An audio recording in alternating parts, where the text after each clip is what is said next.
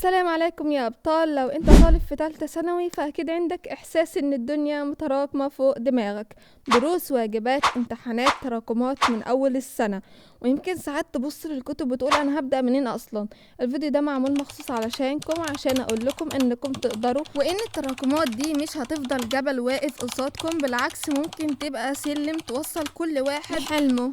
هنتكلم عن المشكلة الحقيقية مع التراكمات أو إيه اللي بيحصل لما احنا بنراكم. تعالوا نتكلم بصراحة، ليه أصلا بيحصل تراكمات؟ بسبب بنأجل مذاكرة يوم يتراكم يومين، نقول نذاكر بعد الدرس يجي الدرس اللي بعده، وفجأة نلاقي نفسنا قدام 10 دروس متراكمين. ايه اللي بيحصل؟ اننا بنشوف الكمية كلها مرة واحدة، فبنحس بالعجز ونوقف كأنك قدام جبل عايز تطلع قمته في قفزة واحدة، وده مستحيل. لكنك لو طلعت خطوة بخطوة هتوصل. المشكلة مش ان عندك تراكمات، المشكلة انك مستني اللحظة المثالية اللي مش هتيجي اصلا. كمان في طلاب كتير مروا باللي انتوا فيه حاليا.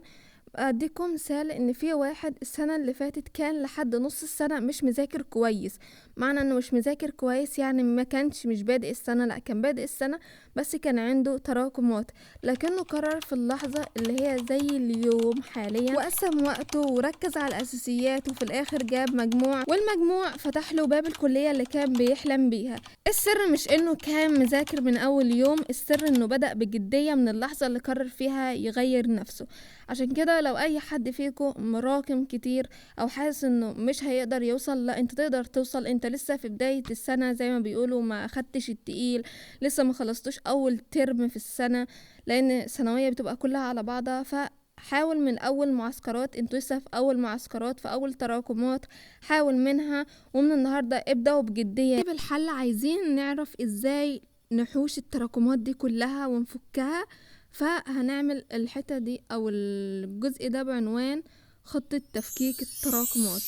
يعني ايه خطة تفكيك التراكمات؟ يعني الاسئلة اللي انتوا بتسألوها، اللي هو طيب نعمل ايه؟ 1. قائمة صريحة، اكتب كل المواد واللي متراكم فيها كلها على بعض.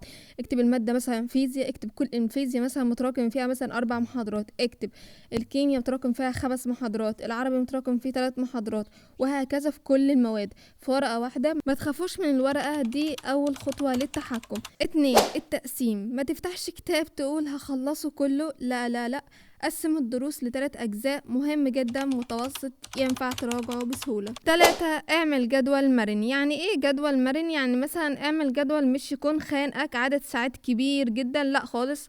مثلا اعمل ساعتين مادة صعبة، وبعديها مثلا او قبليها او اي حاجة ساعة مادة سهلة، كده بتحافظ على توازنك، بحيث ان انت ذاكرت مادة صعبة وذاكرت مادة سهلة من غير 8 ساعات وغيره. 4. مبدأ 25 دقيقة. انا بصراحة بجد انا في الاول مكنتش بذاكر ساعات كتيرة خالص.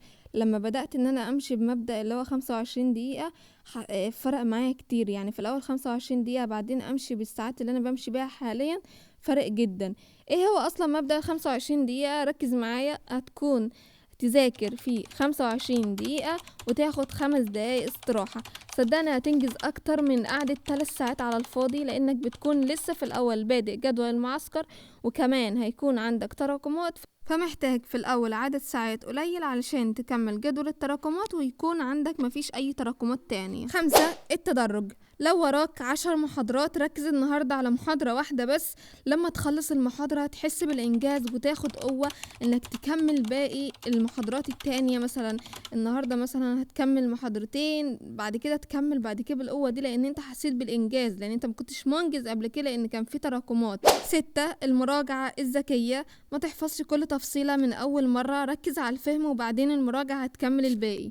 اللي بيخلينا نغرق في التراكمات هو اننا بنفكر في الكل مرة واحدة، لكن اللي بينجح هو اللي بيتعامل مع جزء صغير كل يوم. محدش بيخلص كل حاجة 100%. المطلوب انك تعملي اقصى اللي تقدري عليه باصرار. افتكر ان كل مرة تفتحي كتابك وتذاكري حتى نص ساعة، انت كده بتقربي من حلمك. تخيلي نفسك بعد شهور قليلة جدا يوم النتيجة، فرحتك هتكون ازاي؟ فرحة اهلك. طب اللحظة دي بتتكتب من دلوقتي، في كل دقيقة بتقاوم فيها الإحباط وتذاكري. تعالى أقول لكم الفرق بين اللي كمل واللي استسلم. يا جماعة ده مثال حقيقي واقعي 100%. في طالبين كانوا في نفس المستوى الأول، أو الطالب الأول لما لقي تراكمات قال خلاص راحت السنة ووقف. التاني قال مش مهم فاضل قد ايه، المهم أبدأ. والنتيجة يا جماعة ان الأول ندم والتاني دخل كلية كان بيحلم بيها. انت دلوقتي عندك نفس الاختيار ده، تستسلم زي الأول ولا تبدأ زي التاني ومش هتندم. يا جماعة مش هتندموا والله. وحب رأيكم في الكومنتات، انزلوا اكتبولي انتوا هتبدأوا ولا هتستسلموا، عشان عندي فضول شوية. انا عارفة ان الفيديو او ان الكلام كله اللي انا قلته في الفيديو ده لمس قلبكم، لانكم فعلا محتاجين تسمعوه، محتاجين تعرفوا ان لسه في وقت ولسه كمان تقدروا تحققوا حلمكم. ابدأوا من دلوقتي يا جماعة، حتى بخطوة صغيرة جدا، لان الخطوات الصغيرة دي هي اللي بتصنع الفرق الكبير. ولو الفيديو ده شجعك ولو حتى بنسبة 1%، اشترك في القناة. اشترك في القناة علشان كل يوم انزلكم فيديو جديد يديكم دفعة ويخليكم تكملوا. وكمان مستنياكم تكتبوا في التعليقات ايه اكتر مادة متراكمة عندكم وهتبدأوا فيها من النهاردة. وبس كده يا ابطال، وانتوا قدها.